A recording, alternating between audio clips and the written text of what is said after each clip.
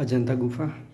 अजंता गुफ़ा का जो निर्माण हुआ है लगभग 220 से लेकर के 650 एडी के बीच में हुआ है और इसमें टोटल 29 केव हैं, जिसमें से 25 आपका विहार और 4 चैत्य है। चैत्य मतलब प्रार्थना गृह, जहाँ पे बौद्ध भिक्षु बैठ कर ये पूजा करते थे।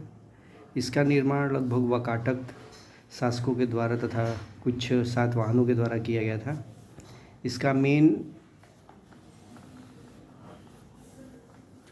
जो चीज़ है, ये रेड आउटलाइन के साथ फ्रेस्को पेंटिंग तकनीक का प्रयोग करके इसमें सारे जातक कथाओं का वर्णन किया गया है भित्ति चित्र के द्वारा, जिसमें बौद्ध के जीवन और जातक कथाओं पर केंद्रित सारी चीज़ें बनाई गई हैं।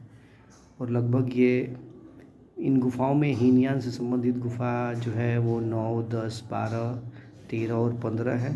महायान से संबंधित जो गुफ़ा है 1 से 8 तक और 11 और 13 है।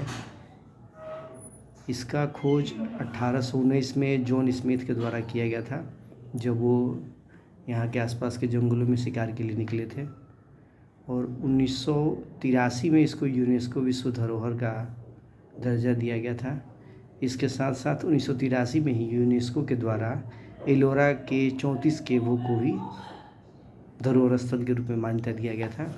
एलोरा की अगर बात करें तो एलोरा में टोटल 34 केव्स हैं, जिसमें से बौद्ध, हिंदू और जैन इन सभी धर्मों से रिलेटेड गुफाएं हैं। 1 से 12 गुफा जो है आपको बौद्ध से रिलेटेड है और 13 से 29 आपको हिंदू और 30 से 34 आपको जैन से रिलेटेड गुफाएं हैं।